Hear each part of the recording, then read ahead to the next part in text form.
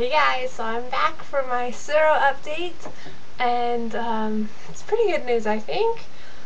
I'm going to go through some of the paperwork I got. I'm going to go through the phone call. It might be a really long video, or it might be like a two-parter. I'm not sure, but I'll try to hurry up as fast as I can. So they called me, had the scheduled time. There was like sort of a conference call. There were two ladies on their end, and then me. So there were three of us. One of them talked kind of about the IVF procedure, and the other one talked more about like the paperwork side of things. First, they said before they wanted to go into that, they had a few things they wanted to go over with me and talk to me about because they thought I might choose not to do it after I heard those things. So the first thing was that I live in a difficult state. Utah is surrogate friendly as far as they do allow surrogacy and they do allow compensation for surrogacy. However, you can only be a surrogate to a heterosexual married couple. You cannot be a surrogate to a single couple. A single person. You cannot be a surrogate to an unmarried couple. You cannot be a surrogate to a gay couple.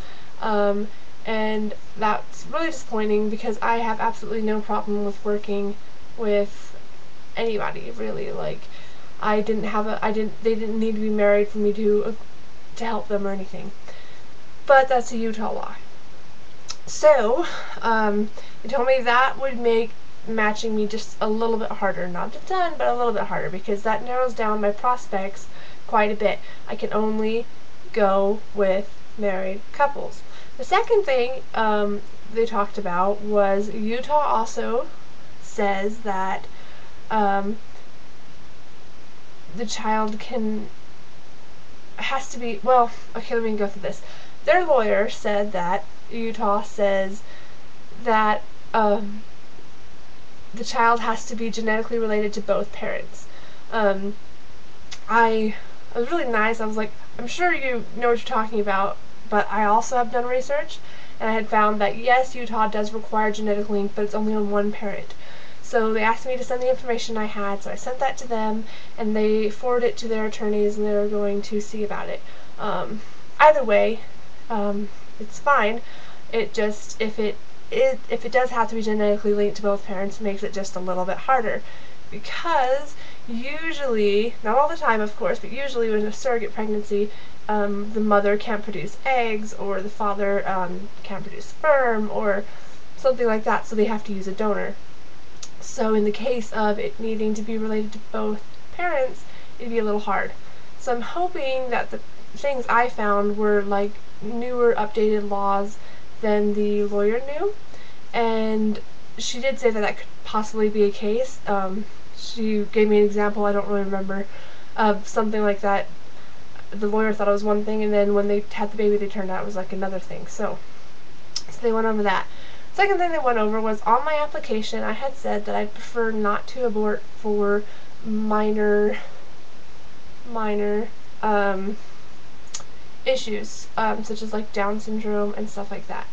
For me, it's not a religious choice for me. I just have a hard time rationalizing it out. I don't know how to say this. When I was pregnant with my son, my husband and I had talked, and we were not going to abort for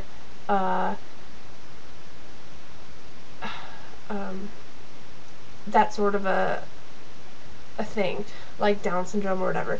If it turned out to be a really major case, we I'll tell you right now, honestly, we maybe would have given the baby up for adoption, just because we don't know if we could financially and physically just be able to take care of a really high maintenance child. If it was a lighter form, that would have been fine. Luckily, we didn't have to worry about that. But I just felt it was sort of hypocritical for me to say that I wouldn't abort my baby for that, and then say that I would abort somebody else's baby for that. That being said, they were worried about that because they said the key thing as a surrogate, you have to realize that yes, it is your body, but it's their baby. So you have to let them, you just have to trust that they'll make the right decision for their baby. They told me, like, they're not going to be frivolous. It's not going to be like, oh, the baby has a crooked toe, I'm going to abort, But, yeah, so they weren't sure if I really would want to proceed because they couldn't guarantee any parent would say, no, I won't abort. So it is kind of a hard decision, and I do want to go ahead with the surrogacy, so it's something I'm just gonna have to get through in my head for it at least. Hopefully that won't come down to it. Like, it's really rare. They were saying, like, I don't think any, like, she named like 3 cases that the babies had like kind of weird issues like that, but usually they're fine. So she was kind of worried about that. After I assured her that I still wanted to go through with it and that I would be fine, I wouldn't like kill myself if they decided to abort, I wouldn't be like super depressed or anything like that, she went ahead with the interview. The first girl told me about the IVF process, which I already knew because I had researched it a ton, and she told me about like, after this, what will happen next, and so on and so forth. And then the next girl got on and she talked about the paperwork I'm going to need to fill out and send in and all that stuff, and I'll show you that in a second. So anyways, that is that. I did pass, I guess, my phone interview.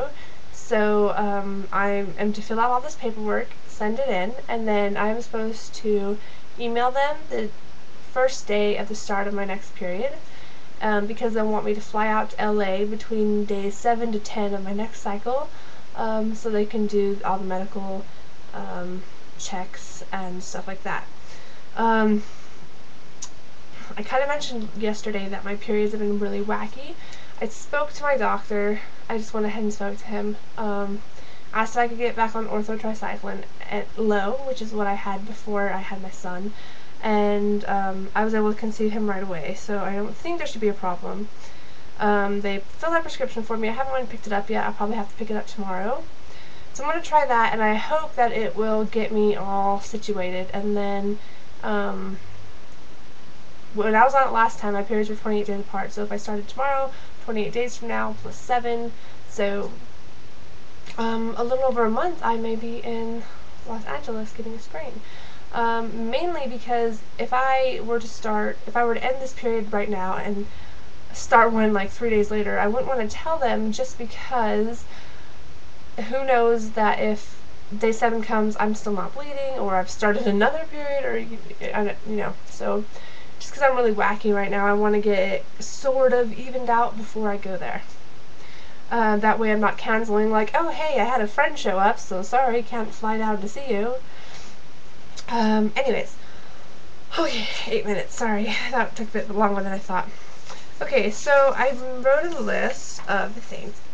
I wrote kind of some notes while I was doing it. They've had 999 babies born through their agency, which I think is awesome. Almost 1,000. I would totally kill to be these thousands, but I'm pretty sure the 1,000th one is already on their way, but still be neat. I've been around the longest, and one thing that's different about this agency is that they let the mother choose before the surrogate mother choose before the intended parents. And they said it may sound like a byline, but they really do to put the surrogate mothers first. It's not about how many matches they can make or how many this, it's the surrogate mother's experience. Out of the 2 girls, one of them had a surrogacy that resulted in twins, and then the other one had 3 singleton surrogacies, if I understood that correctly. Okay, so step 1 after this, so in the next couple days I need to fill out all my paperwork and send it in. Step 2 is the in-person screening, psych, med, and meet the staff, which is in LA. Step 3, a couple weeks later, I'll get a clear. Step 4, I choose a couple, and step 5, we do the transfer and everything. So, anyways, I need to send them in like copies of our driver's license, our social security cards, our pay stubs, so they can make sure that when I say, hey, I need reimbursed for this missed work. They can pay me, and they know I'm not lying, and I make like $20 an hour, and I really only make 5, you know. So, an insurance card, I have to send out a copy of that.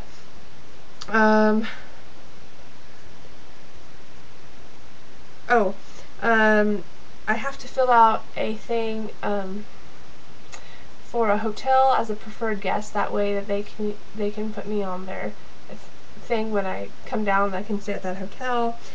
I have to email them my next period, like I told you that, and I had to complete a profile for the couples to read, and I've done all that.